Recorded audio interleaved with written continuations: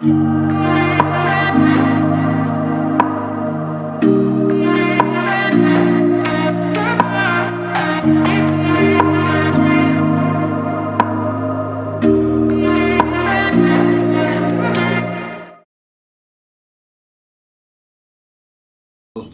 Crime सच आप देख रहे हैं। मैं हूं रतिकांत सुमन। एक घटना ऐसी घटी है जो कि यह तो बराबर से ही आजकल जो है सो डेली डेली कुछ ना कुछ इस प्रकार से हो रहा है। जैसे मेरठ कांड हुआ, औरैया कांड हुआ, और अब जो है एक नया कांड आ गया है जो कि है आपको बेंगलोर कांड। बेंगलोर में पहले तो अतुल सुभाष का कांड हुआ ही था, अभी एक दूसरे प्रकार का कांड आ गया है और इसे सूटकेस कांड के रूप में देखा जा रहा है।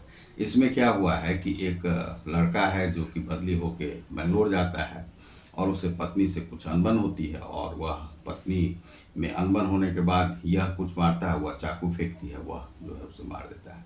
तो उसी विषय में मैं आज आपको बताऊंगा यह जो स्टोरी। तो वह स्टोरी क्या है कि यह जो लड़का है इसका नाम है राकेश।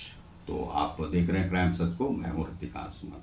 आपने यदि हमारे चैनल को सब्सक्राइब नहीं किया होगा, सब्सक्राइब करें, लाइक और शेयर करें, और दूसरा है कि बेल आइकॉन को जरूर ही दबा दें, जिससे कि आपको हमारे सारे नोटिफिकेशंस मिलते रहेंगे।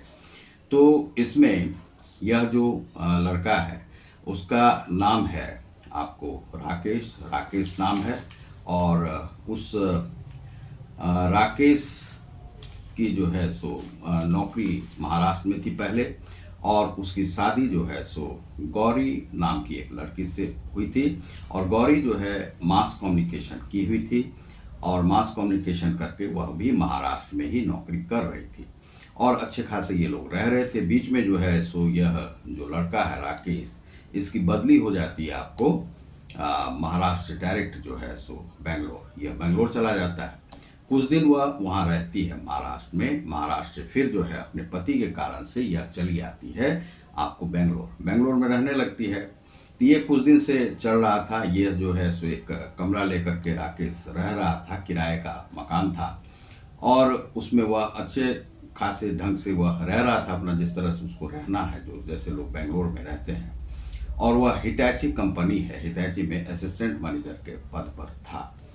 वह बराबर अपनी ड्यूटी पर जाता था, ड्यूटी से आता था। बीच बीच में अनबन जो है कुछ दिन से, जो 2 वर्ष शादी का हो गया था, अब इधर से बेंगलोर में उनको अनबन होने लगा था। यह 2-3 माह से हो रहा था।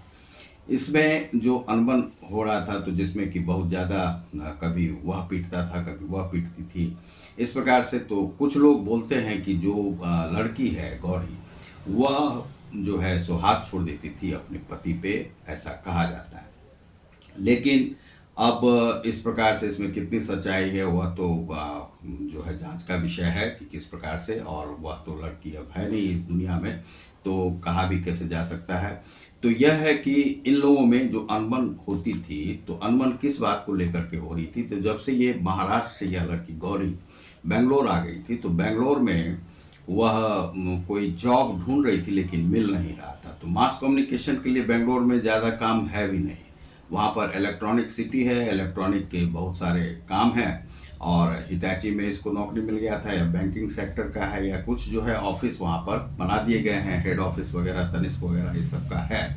लेकिन वहाँ पर मास कम्युनिकेशन के लिए बहुत सारा काम नहीं है। तो यह जो लड़की है, अब पति है वहाँ पर, तो वह रहेगी कहाँ पर। तो उसे तो रहना वहीं पे था। तो पति की गलती थी यहाँ पर। पति को जब मान लीजिए सैलरी मिल ही रही है, तो भाई जितनी भी सैलरी है उसमें आप मैनेज करो, पत्नी को चलाओ। पत्नी पर प्रेशर आप नहीं डाल सकते हो कि पत्नी नौकरी करे ही। अब नौकरी करे या नहीं करे, यदि मिलती है तो प्लस पॉइंट है। बहुत सारे लोग नहीं चाहते हैं कि उसकी पत्नी काम करे, लेकिन यह जो है सो पत्नी को प्रेशराइज करता था कि भाई तुम नौकरी कब तक लोगी, क्योंकि इतने ही खर्चे में मेरा चल नहीं रहा है। अब हो सकता है पीने पाने की आदत हो, यह जो है आजकल के लड़कों में रहती है, और पीने पाने की नौकरी से आए फिर पीने पाने का हुआ लगा रहता है, इसीलिए ज़्यादा खर्चा होता होगा।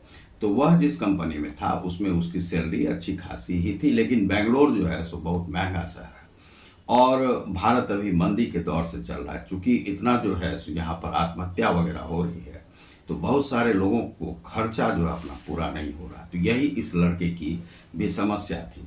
लेकिन समस्या थी तो उसे पत्नी को बचा करके रखना चाहिए, पत्नी को प्रेशराइज करने की क्या ज़रूरत थी। जो भाई मास कम्युनिकेशन का उसे काम मिलेगा तब तो इस लड़के ने मतलब जो अनबन जो है हो रही थी बराबर, तो उसमें उस दिन जिस दिन उसका जो है सो वह मर्डर हुआ है, तो इसने उसे कहा कि तुम नौकरी क्यों नहीं जल्दी से लेती हो। तो उसने कहा कि नौकरी मिलेगी तब तो लेंगे, और इसी अनबन में कहा सुनी में जो है उसने एक तमाचा जो है सो अपनी पत्नी को जड़ दिया। पत्नी को तमाचा जड़ने से वह उठ के जो है सो किचन चली गई। किचन में जा कर के वह जो है किचन वाला नाइफ जो है उठाती है और अपने पति पर दे मारती है, फेंकती है, तो वह बच जाता है, वह छिप जाता है। उसी प्रकार से वह बर्तन वगैरह फेंका करती थी, तो वह नाइफ उस दिन फेंकती है, नाइफ फेंकती है। अब वह नाइफ के उसको जो है उठा करके वह अपने पत्नी को उससे 4-5 बार जो है उस पर वार कर देता है और उससे उसकी पत्नी मर जाती है। पत्नी के मरने के बाद वह जो है एक सूटकेस बड़ा सा था, उस सूटकेस में उसकी लाश को बंद कर देता है। बंद करने के बाद वह जो है वहाँ पर उससे सोचा कि अब हम क्या करें, और वह बड़ा ही चिंते में था। चिंता में रहने के बाद जो है वह क्या करता है कि एक वहाँ से वह सीधे मकान को बंद करके वह चला जाता है पुणे की ओर। पुणे जब जाने लगता है तो वह रास्ते में एक बढ़ई को, जो कि उसके नीचे में रहता था उसके मकान के, उसको वह फ़ोन करता है कि ऐसा है कि उसके घर पर ये नंबर है, तुम वहाँ पर फ़ोन कर दो कि हमसे जो है सो हमने उसकी बेटी का मर्डर कर दिया अपनी पत्नी का, और उसे फ़ोन कर दो कि उसका दाह संस्कार वगैरह वे करवा देंगे, जिससे कि उसके आत्मा को शांति मिल जाएगी।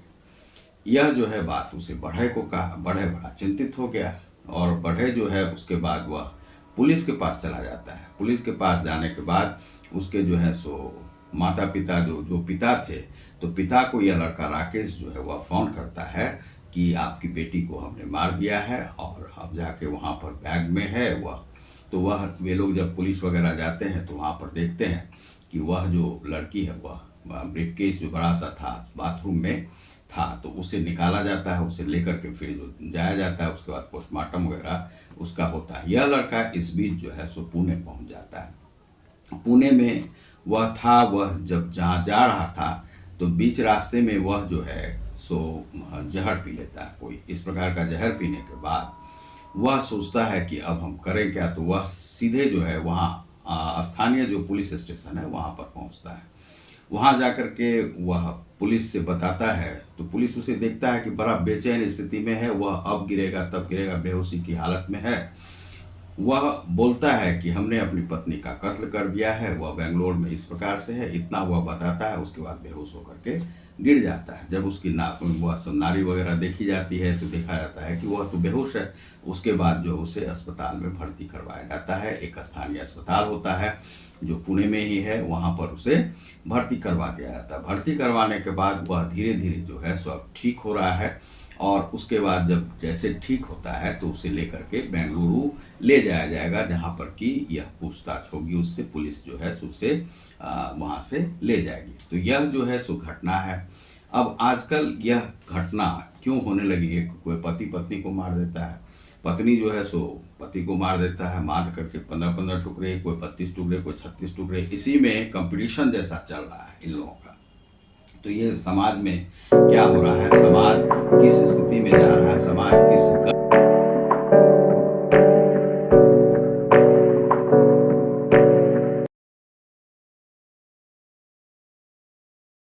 अर्थ में जा रहा है, यह देखने वाली बात है, समझने वाली बात है। इस घटना से किसी के मानसिकता को, किसी के जो है सो आहत नहीं पहुंचाने का प्रयास है, यह ऐसा नहीं है। केवल सूचना देना जो है सो मेरा कार्य है, और इस प्रकार से लोग अपने को यदि बैलेंस रखें तो इस प्रकार की घटनाएं नहीं घटेंगी। पति पत्नी में कुछ ना कुछ इस प्रकार से होते रहता है, लेकिन इसका अर्थ यह नहीं है कि आप पत्नी को मार दें और पत्नी जो है पति को मार दे। इस प्रकार से यह नहीं होना चाहिए, और यह अपराध है एक प्रकार से। यह जो है सो आप पति पत्नी यदि विवाह होता है तो विवाह का अर्थ यह होता है कि आप दोनों साथ रहेंगे और एक समस्या को सुलझाने में एक दूसरे की मदद करेंगे, और इस प्रकार से अपने जीवन को खींच करके मृत्यु के बिंदु तक पहुंचेंगे। यह अवस्था होती है बचपन जवानी, जवानी के बाद वृद्धावस्था, वृद्धावस्था के बाद मृत्यु, या जो 3 अवस्था से गुजरते हुए आपको जाना है। और इस प्रकार से आप उसकी गारंटी लेते हैं कि उसे हम सही से रखेंगे लड़की को, तो ना तो लड़की सही से रह रही है और ना लड़का सही से रख पा रहा है, इसमें होगा क्या? और नारी सशक्तिकरण की तो हम लोग बात करते ही हैं, और इस पर पुरुष पर बहुत लोग कह रहे हैं कि यह कानून पुरुष आयोग बनाने की आवश्यकता है। अब देखिए उस पर क्या होता है, सरकार का काम है वह। तो इस प्रकार से वह बेंगलुरु की घटना है। अब देखिए इसमें क्या होता है। यह जो है सो इसमें सीधा सा ही वह मामला है जिसमें कि उसने अपनी पत्नी को मार करके, चाकू मार करके वो उसे ब्रीफ केस में बंद कर दिया। तो आपने यदि हमारे क्राइम सच को अब तक सब्सक्राइब नहीं किया हुआ, सब्सक्राइब करें, लाइक और शेयर करें। बहुत बहुत धन्यवाद, नमस्कार।